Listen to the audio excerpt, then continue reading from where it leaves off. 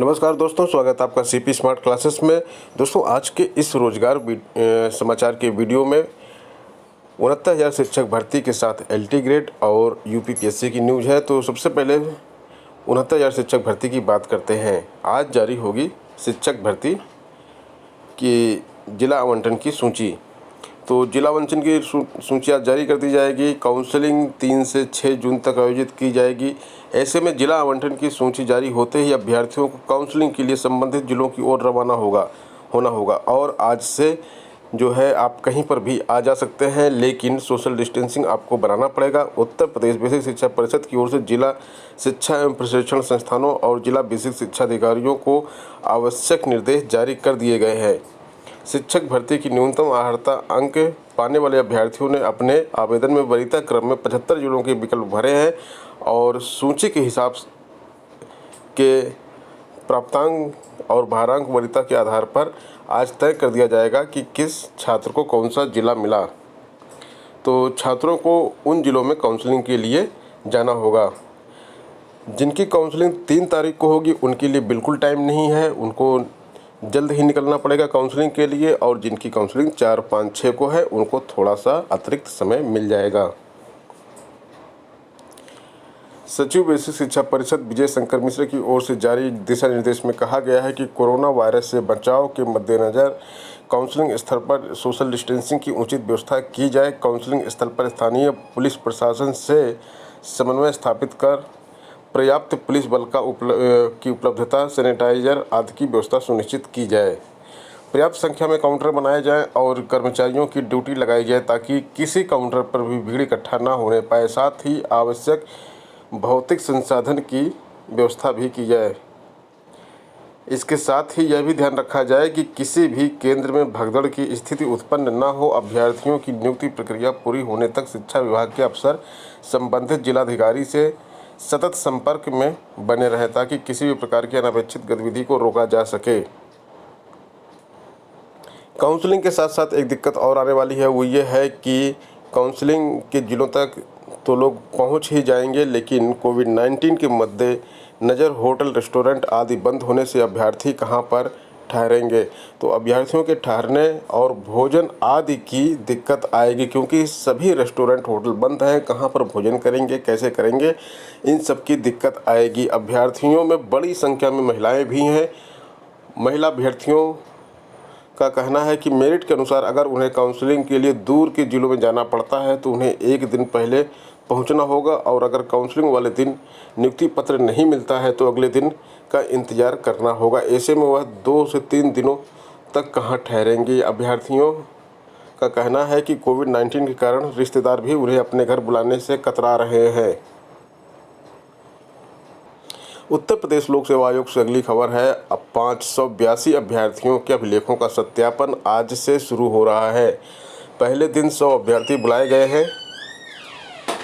81 अभ्यर्थियों का सत्यापन हो चुका है, जिसमें राजस्व परिषद और यूपीपीएससी के अभ्यर्थी थे।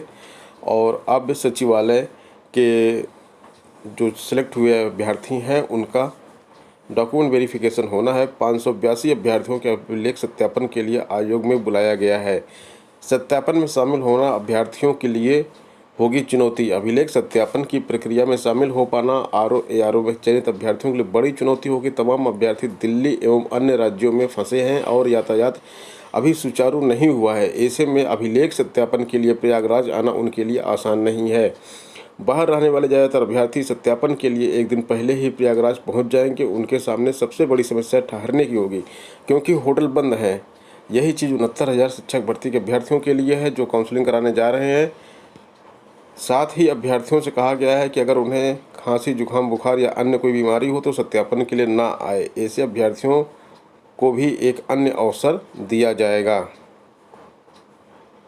69,000 शिक्षक भर्ती से पहले शिक्षक चाहते हैं कि अंतर जनपदीय तबादले कर दिए जाएं और यह प्रक्रिया अभी रुकी हुई है, जिसको पूरी करने की मांग कर रहे हैं। इस मांग के साथ शिक्षकों ने भाजपा जिलाध्यक्ष गणेश केसरवानी के माध्यम से मुख्यमंत्री और बेसिक शिक्षा मंत्री को ज्ञापन सौंपा। शिक्षकों का कहना है कि अंतर जनपदीय स्थानांतरण की प्रक्रिया पिछले साल दिसंबर से चल रही है। यह प्रक्रिया 80% पूर्ण हो चुकी है। इसके लिए ऑनलाइन आवेदन लिए गए थे और प्रत्येक जनपद में काउंसलिंग भी कराई गई थी, लेकिन लॉकडाउन के कारण बीच में प्रक्रिया रोक दी गई थी। शिक्षकों का कहना है कि जब लॉकडाउन में 69,000 शिक्षक भर्ती प्रक्रिया पूरी हो सकती है तो अंतर जनपदीय तबादले क्यों नहीं हो सकते। यूजीसी नेट व अन्य प्रवेश परीक्षा की तिथि 15 जून तक बढ़ा दी गई है। मानव संसाधन विकास मंत्री रमेश पोखरियाल निशंक ने छात्रों की मांग पर UGC net, CSIR net, JNU IGNOU सहित Indian council of agriculture research प्रवेश परीक्षा के लिए आवेदन की तिथि 15 जून तक बढ़ा दी है। अभी छात्र 31 मई तक ऑनलाइन आवेदन फॉर्म भर सकते थे। नेशनल टेस्टिंग एजेंसी के महानिदेशक विनीत जोशी ने रविवार शाम को छात्रों को इसकी सूचना दी। अगर आप इग्नू से PhD, MBA समेत मैनेजमेंट कोर्स में दाखिला लेना चाहते हैं तो आपके लिए ये डेट बढ़ गई है और आप अप्लाई कर सकते हैं। अगली सूचना LT ग्रेड के छात्रों के लिए है।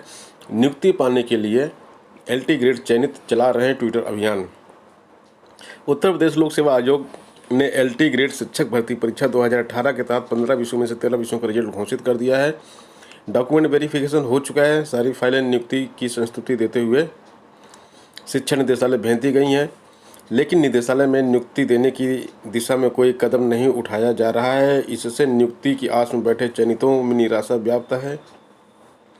आहत चयनित मुख्यमंत्री योगी आदित्यनाथ व उच्च शिक्षा मंत्रालय देख रहे हैं। उप मुख्यमंत्री डॉक्टर दिनेश शर्मा तक अपनी बात पहुंचाने के लिए ट्विटर अभियान चला रहे हैं। चयनित सुबह 10 से 12 बजे और शाम 6 से 7 बजे तक ट्विटर अभियान के जरिए CM व डिप्टी CM को संदेश भेजकर जल्द नियुक्ति दिलाने की गुजारिश कर रहे हैं। चयनितों का कहना है कि न्याय व अधिकार के लिए सोशल मीडिया में उनका अभियान निरंतर जारी रहेगा। इनका मैसेज ट्रेंड भी हुआ है, तीसरे नंबर तक जा चुका है इनका मैसेज ट्रेंड होके, लेकिन अभी तक किसी भी प्रकार की कोई एक्टिविटी निदेशालय की तरफ से नहीं दिखाई दी है, जिससे कि इनको कोई आश्वासन मिल सके कि इनकी जो है ज्वाइनिंग कराई जाएगी। वहीं दूसरी तरफ इनके साथ समस्या ये भी है कि 69,000 शिक्षक भर्ती में काउंसलिंग करवाएं या ना करवाएं। अगर वहाँ पे ये काउंसलिंग करवा लेते हैं तो हज़ारों 69,000 शिक्षक भर्ती के छात्र नौकरी पाने से वंचित रह जाएंगे और ये लोग अगर ज्वाइनिंग लेटर वहाँ से रिसीव कर लेते हैं तो उसके बाद वो पद बेसिक शिक्षा विभाग के खाली रह जाएंगे, क्योंकि इनको रिजाइन देना है LT ग्रेड में ज्वाइन होने के लिए। तो ऐसे में सरकार को चाहिए कि कोई दिशा निर्देश इनके लिए भी जारी करे, LT ग्रेड के छात्रों के लिए, कि इनकी काउंसलिंग कब से स्टार्ट होगी और प्रक्रिया को जल्द से जल्द शुरू करें, जिससे ये 69,000 शिक्षक भर्ती में काउंसलिंग ना करवाएं। ये छात्र चाहते भी नहीं हैं कि वहाँ पे इनको काउंसलिंग करवाना पड़े, और इसके साथ साथ 69,000 शिक्षक भर्ती के छात्रों के लिए हज़ारों सीट बच जाएंगी। 13 विषयों में कुल 4,244 अभ्यर्थी चयनित हैं और इन 4,244 अभ्यर्थी में से 90% छात्र ऐसे हैं जो 69,000 शिक्षक भर्ती में भी चयनित हैं। तो आप समझ लीजिए कि 3,500 सवा 3,000 के आसपास सीटें जो है 69,000 शिक्षक भर्ती की बेकार चली जाएंगी अगर इनको कोई आश्वासन इस तरह का नहीं मिला और ये काउंसलिंग में गए। आरक्षित पदों पर नहीं हो सकती सामान्य की नियुक्ति। पटना हाई कोर्ट ने अपने एक फैसले में कहा कि अनुसूचित जाति के लिए आरक्षित पद पर सामान्य कोटि के व्यक्ति की नियुक्ति नहीं हो सकती। हाई कोर्ट ने एक महत्वपूर्ण फैसले में पूर्ण के निर्णय को पलटते हुए 30 मई को यह निर्णय सुनाया। कहा कि अनुसूचित जाति के लिए आरक्षित पद पर सामान्य कोटि के व्यक्ति द्वारा यदि धोखाधड़ी करके सरकारी नौकरी हासिल की जाती है तो उसे विभागीय कार्रवाई करके हटाया जाना गलत नहीं है।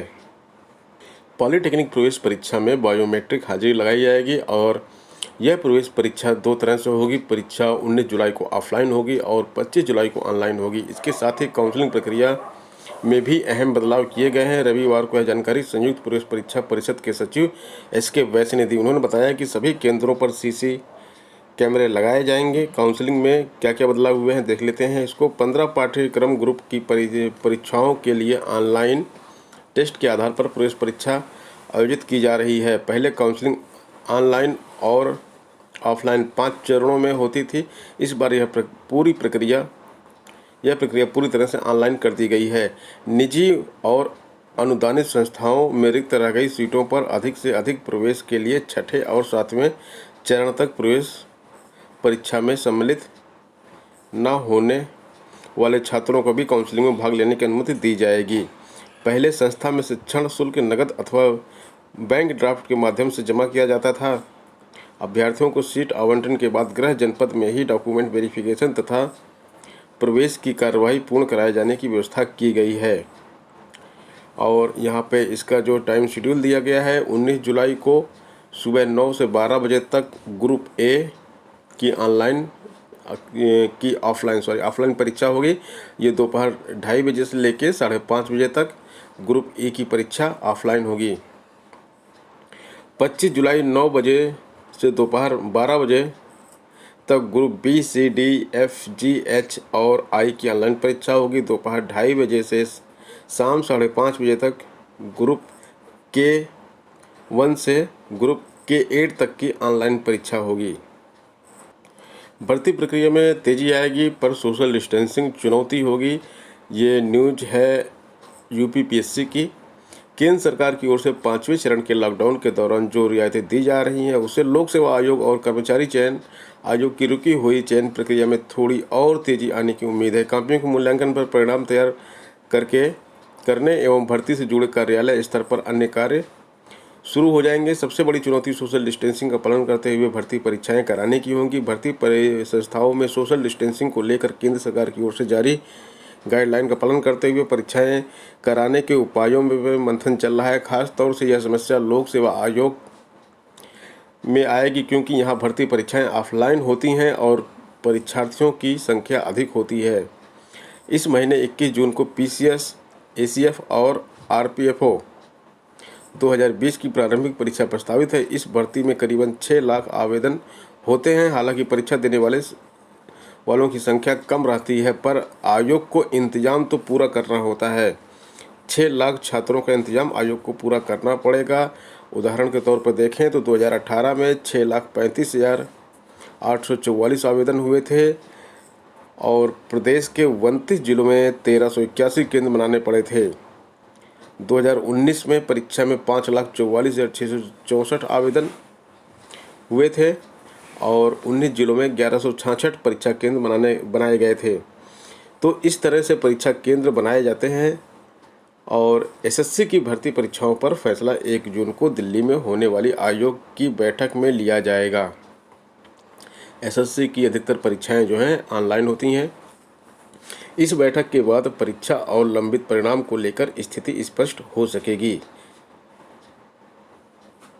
और ये परीक्षाएं क्योंकि ऑनलाइन होती हैं, इसलिए सोशल डिस्टेंसिंग का पालन कराने में बहुत मुश्किल नहीं होगी। लेकिन परीक्षा की तिथि तय करने से पूर्व यह जरूर सुनिश्चित करना होगा कि परीक्षार्थियों को आने जाने में कोई दिक्कत ना होने पाए। तो दोस्तों, ये थी आज की प्रमुख खबरें जो आपसे संबंधित थी, आपके करियर से संबंधित थी। उम्मीद है वीडियो आपको पसंद आएगा और ये खबरें आपके लिए उपयोगी होंगी। तो इसी के साथ मिलते हैं नेक्स्ट वीडियो में नई अपडेट के साथ। अगर आपने अभी तक चैनल को सब्सक्राइब ना किया हो तो चैनल सब्सक्राइब करके बेल आइकन दबा दें, जिससे इस तरह की अपडेट आपको समय पर मिलती रहे। धन्यवाद।